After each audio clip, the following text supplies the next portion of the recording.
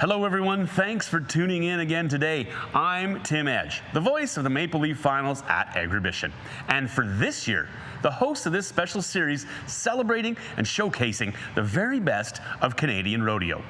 When we think of stars of rodeo, great cowboys like Jared Parsonage, Ty Tipatat, and the McLeod brothers all come to mind. But there's another group of athletes that deserve a mention, and rodeo wouldn't be possible without them. We're talking, of course, about our animal athletes. The rodeo stock that is bred and cared for specifically to give cowboys the best chance at a winning ride. At rodeos like the Maple Leaf Finals, that stock is selected carefully from some of the very best in North America. Today, we're going to hear about how it all comes together and what goes into championship caliber bucking stock. And of course, we wouldn't be doing this without the help of Agribition rodeo sponsors like MNP. With me now are two people who know a thing or two about great rodeo stock. Jillian Grant is with C5 Rodeo, no stranger to the Maple Leaf Finals as a stock provider. And Jake Gardner, who's ridden his share of top quality bulls. We're going to start things off with Jillian Grant. What's it like keeping all the stock ready to rodeo when we don't know when our normal will return? Well, keeping the stock all fed and maintained at this point, same as usual, getting up in the morning and feeding them. The only thing is we're having to exercise them a little bit more just because they're not on the rodeo trail and getting as many outs as we'd like. Fortunately for us, we've been able to take some of our stock on the south side of the border to keep them out and about, but that's kind of what's been happening lately. Excellent. And obviously the United States has kind of come back into a rodeo normal, if you will. What are some of the differences between coordinating rodeos in Canada versus coordinating rodeos in the US? Could you maybe compare the two a little bit for us on an international scale? I think it's somewhat similar.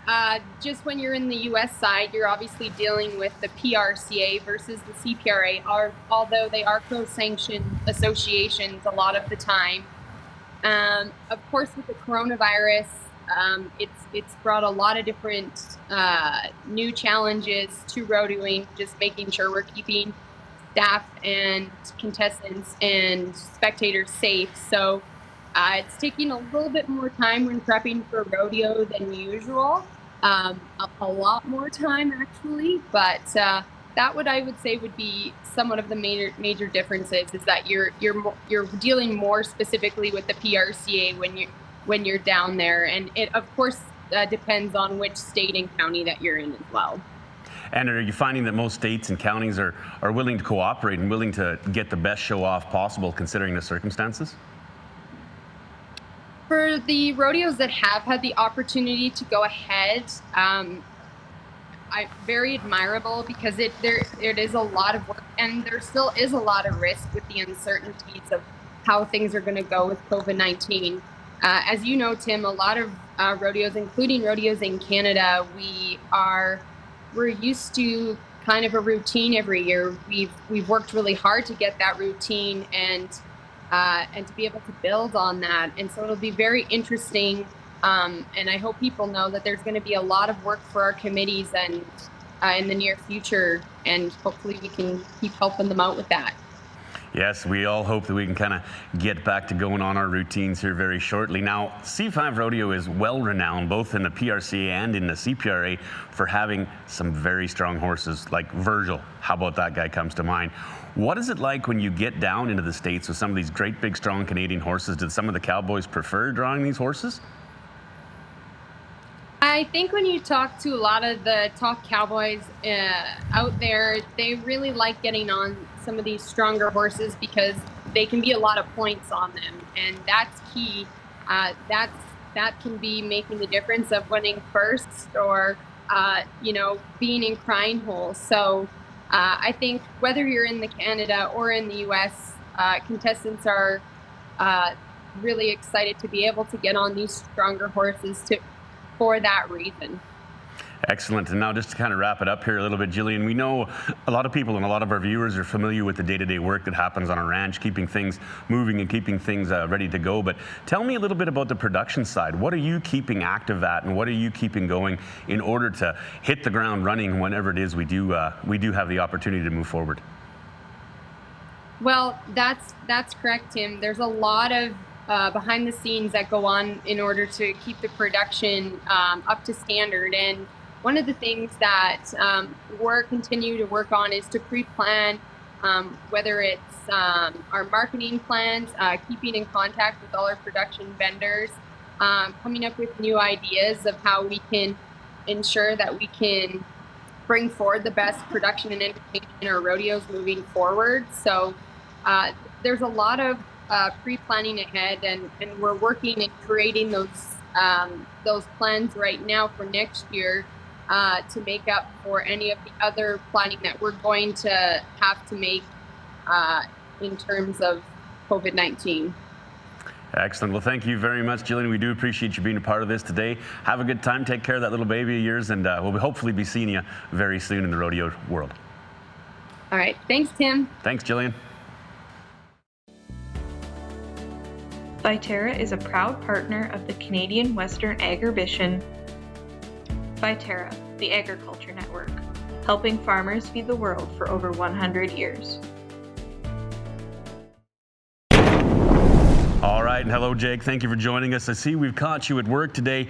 We certainly do appreciate you taking the time here. Could you maybe go through with us a little bit with rodeos basically counseled across Canada? What have you been keeping yourself busy with? I work for a guy, his company's called Newmark Farm and Agro, but we do oil field stuff like pipeline reclamation, and we do some pipeline dig-ups, repairing pipelines, and we do some pipeline reseeding and some farming stuff here and there. And so once this COVID hit, all the events were canceled, so I got back up to my back up home here where the oil country is, and I got a job real quick, and I've been working ever since, and juggling a few jackpot bull ridings and PBR bull ridings in between. Well, I'm glad to hear that you got some work. Now, once again, with everything basically canceled, it's good to hear that you go into some jackpots and stuff, but outside of that, what are you keeping to stay ready for potential competition here in 2021? I've been hitting the gym a bit. I've been trying to practice as much as I can. I mean, since this has all started, I guess, the first 2 months was a little slow, but I've been getting on darn near every weekend, and then in between that I'll go to the gym and work out and stuff like that. So whenever it gets rolling busy again, I'll be ready for it. Well, that's great. We're glad to hear that you will be ready for it. And we've seen you put together some very spectacular rides. Could you go through a couple of the points that make a bull fit really well for you, and what is it about that animal that really works for you? For me personally, I like the ones that buck hard. I like the ones that are kind of hard to ride, out of line, and don't really give a guy time to think, and you just kind of got to nod your head and go after them. And those kind of seem to be the ones I like to get along with, or the ones that are got all the action involved. All right, we do appreciate you going through that. Now, you placed in 2 rounds last year and ended up winning the aggregate at the Maple Leaf Finals. We know that the quality of stock is everything when it comes to winning rodeos. And could you tell us a little bit about the relationship between contestants and the stock that maybe people in the stands don't know about? Oh, the stock's half the game. That's 50% of it. What you draw is what you got to get on. So, they're just as big a part of it as we are. There's a number of bulls that I've won a ton of money on, and I wish I could take them a pail of grain just to thank them. Well, I'm sure that the stock contractors wouldn't be against you doing that, taking care of them for them a little bit. Now, I'd like to get into something else as well. You have a secondary event that you compete in quite successfully as well. We haven't seen you at the Maple Leaf Circuit Finals, for example, in that event yet, but would you go over the steer wrestling and maybe how you got into it, who your mentors are, whose horses you ride, and just how you go about running 2 events on a professional level? I kind of got into bulldogging about grade 10. Like, I shoot dogged and stuff, but I wasn't into jumping off a horse at high speeds, but I went to bulldogging school. It was Curtis Cassidy and Cody Cassidy put it on. I think it was around when Falkland was there at Rocky McLeod's house, and I think I jumped my first steer there, and then I went to a high school rodeo that weekend after and got down on one, and I was kind of hooked after that. And then when I went to college, I had the privilege of living on John W. Jones Jr.'s ranch, and he's kind of my build, about 180 pounds. And so he kind of taught me the technique, and it was 2 years of buckle dragging on the dirt. And Clayton Moore, he's been a big influence too. He kind of lives up here, and he lets me come to his ranch and practice and ride his horses.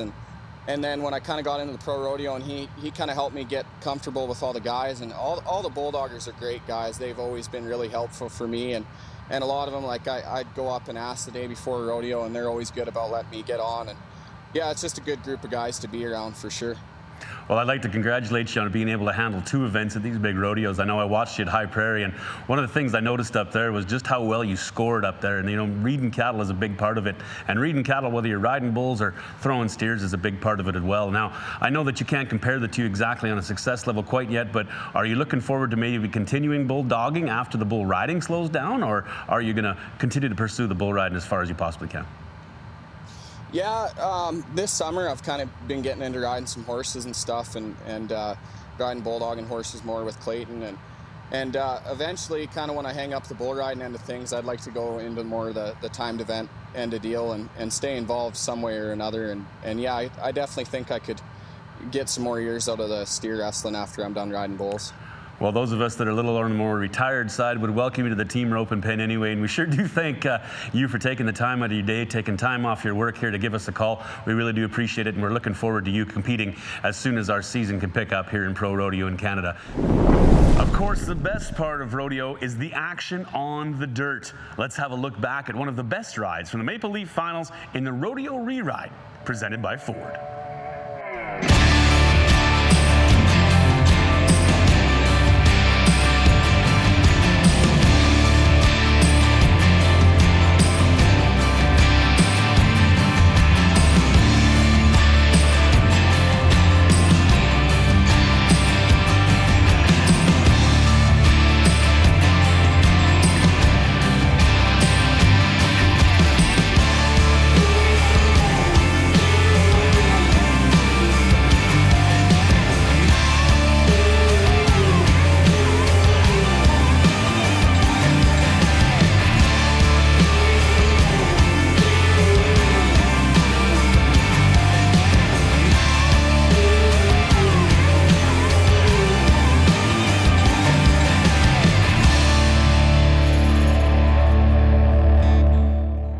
What are some of the contingency plans that MNP has put into place in their relationships throughout the prairie provinces with so many cancellations and so many things going on? I would assume that the agricultural sector is affected just as much as every other sector with COVID-19. How has it worked, and what are the plans for the future?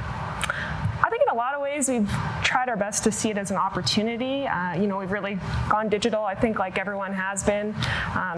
If it's a Zoom call, a Teams meeting, we're trying to be still as present as we can be and as involved as we can be. It's a great way to get a hold of people now. Actually, we find that we're interacting just as much, if not more, with our clients in the community. So, and sponsors and other people out there in the community. So yeah. Definitely looking forward to getting back to some in-person events as well. Yes, absolutely.